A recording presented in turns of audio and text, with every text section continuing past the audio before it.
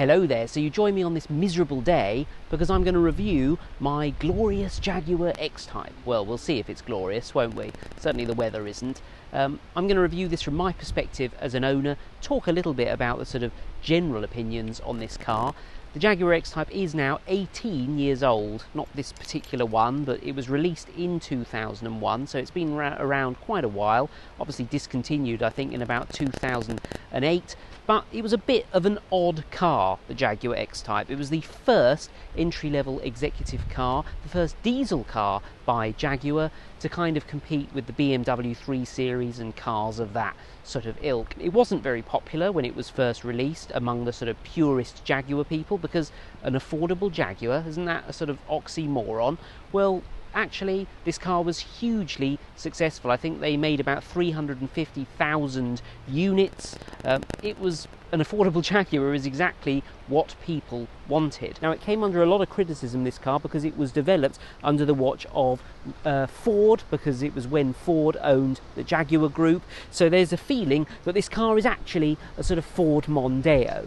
Now, it has got the wheelbase of a Ford Mondeo, and I think less than 30% of the parts in this car are Ford parts. That's not hugely disadvantageous, if that's a word, because if you're the kind of person who's going to buy this over a more expensive S-Type or Jaguar XJ, then you're probably going to be a little bit grateful that you can get some of the parts as Ford compatible parts from eBay or from your local parts supplier.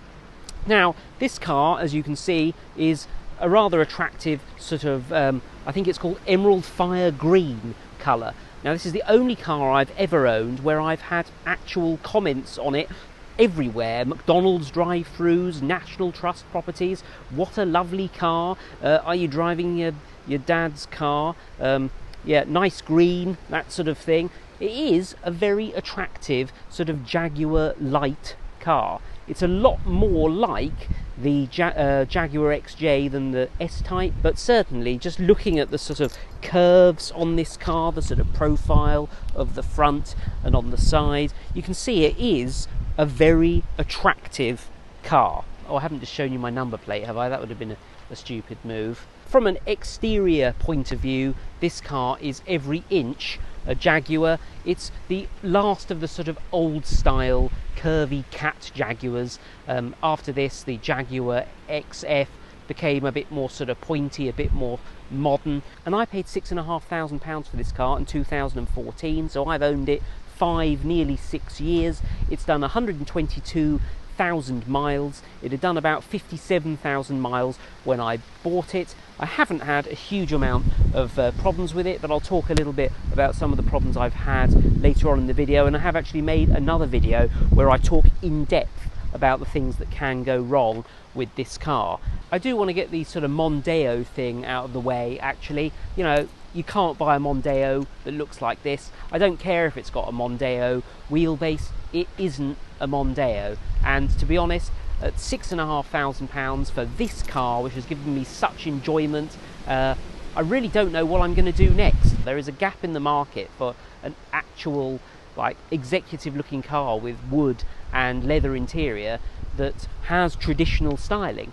The Jaguar XE now, which I guess is the supposed replacement of this, is much more modern and much more like a sort of Audi, and I don't want an Audi. I think I'm going to say that a few times in this video. So let's do a little bit of a review of the interior of this car. So I've got the champagne interior with this, well, actually it looks a little bit like a sort of nicotine stained beige, doesn't it really? And I suppose a lot of Jaguar drivers do probably smoke cigars, so probably quite fitting. And this funny wood finish, not really sure what type of wood this is, but it's not really wood, is it? It's just plastic with some sort of lacquer on it.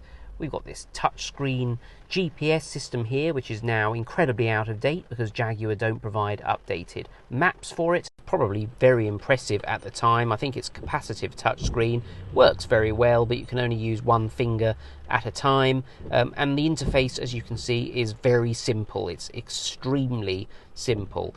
But that does mean that it's pretty responsive. I know that some of the newer Jaguar XFs had problems with the responsiveness of the computer, And this car has got leather seats and I believe mocha mats, and I replaced those when I got the car because they always freshen it up a little bit. I put an awful steering wheel cover on this, which is a little bit of a shame, but yeah, it's a nice cabin, a little bit creaky. This is awful. I've heard other reviews of this resty thing. I mean, it creaks, it shakes, absolutely horrible, and it's an abysmal addition to this car.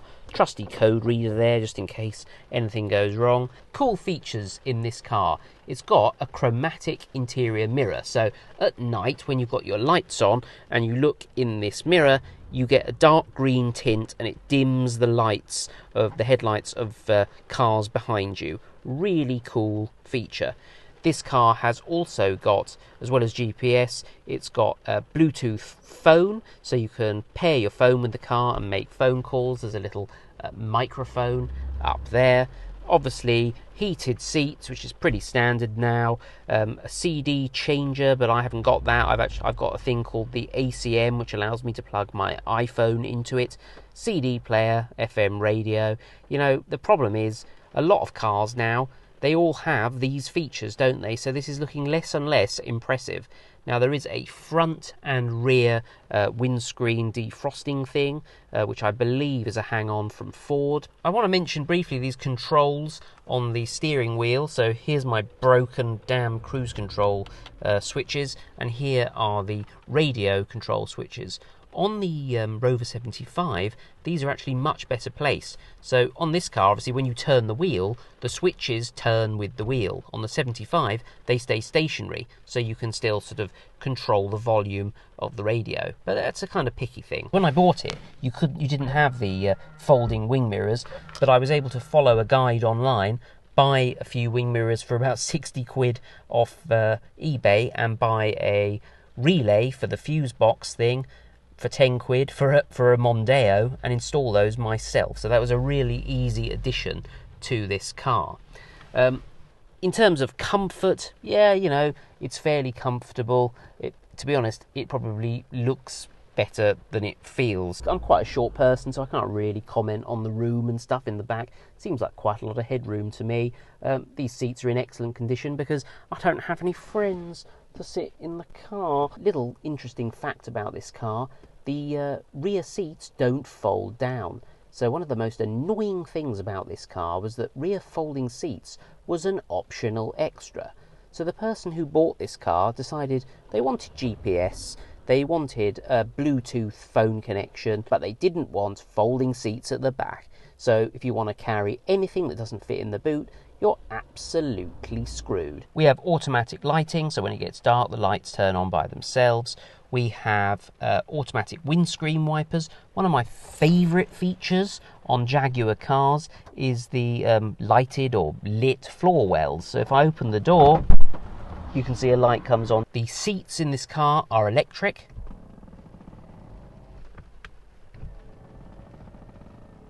Which is a great feature that you barely use. And I want to talk about the quality of this interior, not just how it looks. So yeah, this is a bit creaky. This stuff is just sort of slightly spongy plastic. On the better Jaguar models, for example the S-Type and the XJ, you will find that this is actually stitched leather. So they have made quite a few cuts to reduce the price of this car and to have it as this kind of entry-level executive car. But as I've said, or will say, because I'm probably going to edit this video, I used to have a Rover 75 and the build quality in that was much worse. So this was a real step up for me. But obviously getting in a Jaguar XF, and it feels like a step up still. So what's the Jaguar XType like to drive? Well, as you may be able to hear, it's not quiet. The diesel engine is quite diesely, and the cabin doesn't really block out much of the noise. So yeah, a newer car by any manufacturer would probably be quieter than this. In terms of fuel economy, driving in the city, I get about 40 miles to the gallon, and on a long journey, the maximum I would get is about 48 miles to the gallon, but on an average, slap bang in the middle at about 45 miles to the gallon. Is the Jaguar XType a fun car to drive? Well, Actually, I think so. It's a little bit like driving around on a roller skate. It's nippy, it takes corners well. By contrast, I used to have a Rover 75, and any corner in that, you kind of feared for your life a little bit. The car would sort of slide around, but this has got quite good control. It is a diesel, so although you can put your foot down and get somewhere, it's not super fast off the mark. And maybe it's just my X-Type, my diesel one, but I generally only put my foot down if I really want to annoy somebody, because it leaves a huge cloud of smoke behind the car. And before everybody tells me your oil's broken or whatever the technical reason is, it's been like this since I bought it 6 years ago. I quite like the fact that I've got a Jaguar with a 2-litre engine that's fairly fuel efficient. I have driven a 2.7, I think it was, or 3-litre petrol version of the X-Type, and my word, I couldn't go 10 miles down the road without having to stop at the petrol station again. The fuel economy was less than half of this, so I am glad that I'm driving a diesel tractor, basically. I've done very long journeys in this car, and it's comfortable. It's a little bit like sitting in a lounge, to be honest. You go on a long journey and you don't feel super glad to get out of the car. It is comfortable, warm, and kind of luxurious, but just be aware that it's perhaps not the luxurious executive driving experience that you might get from a more expensive Jaguar. I want to use this opportunity to talk a little bit about the reliability of this car. So I have made a video in the past where I talk about what went wrong with this car since I bought it, and there are a sort of few standard things that seem to go wrong with the diesel X-Types, like the pulley and tensioner thing. There's just loads of little things that can go wrong, and some of them are more expensive than others. In fact, I've even had to have the turbo replaced, and last year my car had technically like a brain aneurysm, and the car ECU melted in the heat. But in the last couple of years, really, I've just had lots of little niggly things. So a little fan internally, there's a little fan that starts up, a little thermostat thing that tells the car what the temperature is. It got a load of hair and gunk stuck in it, made a horrendous noise, and I guess the bearings were probably struggling as well, and as a result I had to replace that. I think it was either 40 or 80 quid, I can't remember. Last year the coolant thermostat in the engine broke. Somehow I managed to successfully diagnose that and replace it, not before losing all of the coolant out of the car and then having to rush to Helford's. The handle on the door snapped off in the cold one day. Occasionally chavs walk past and knock the wing mirrors off my car. I can replace those on eBay. It's fairly cheap to maintain, and that's in part because of this whole kind of overlap with the Ford part thing. So you can go to lots of places like GSF and Auto Parts and get Ford Mondeo compatible parts, and they will work on this car. And I think that's a lot of the reason people don't like the Jaguar X-Type, because they don't like the association with Ford. Again, from a sort of economical point of view, I am a little bit relieved when I see something as a Ford part and I know that I can get it on eBay pretty damn cheaply. And don't forget, I think even Rolls-Royce is owned by, I think, BMW, or the same company that owns BMW or whatever. So there are actually parts on the Rolls-Royce that you can get in a BMW 5 Series, and I don't think that puts off Rolls-Royce owners. I have got a new problem actually that started in the last couple of weeks, not a serious one, but I've always tried to keep on touch of the electrical faults in this car, as I explained to you before, and now the cruise control is broken, so it won't activate at all. Nothing comes up, no warnings, no errors. I've checked fuses, I've replaced the brake switch on the brake pedal, I bought a code reader, which I think is now going to be a permanent fixture in my car, and I'm just struggling to get to the bottom of it. And you know what? The cruise control, how often have I used it in 6 years of ownership? Well, I have never used it, but it feels a little bit like the car is giving me some kind of subtle message that perhaps I've reached the end of my time. My 6-year tenure with the Jaguar XType might nearly be over.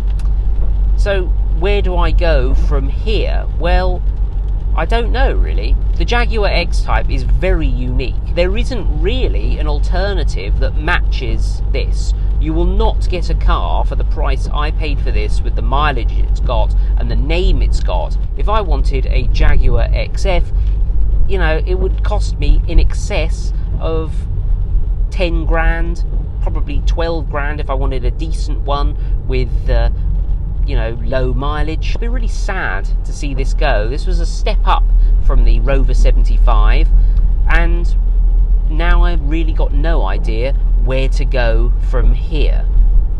So anyway, that's the end of this video. This is the Jaguar XType.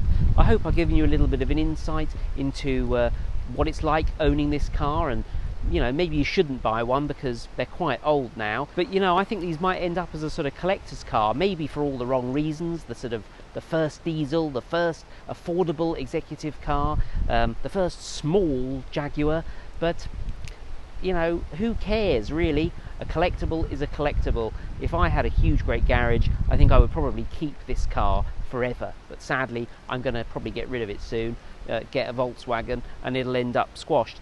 Do you have any questions about owning this car? Do you disagree with me about the place of the Jaguar XType in the Jaguar lineup? Do you have any suggestions, more importantly, for the car I should get next? Do leave them down below. Do subscribe if you enjoy my videos, and I'm going inside now to dry off.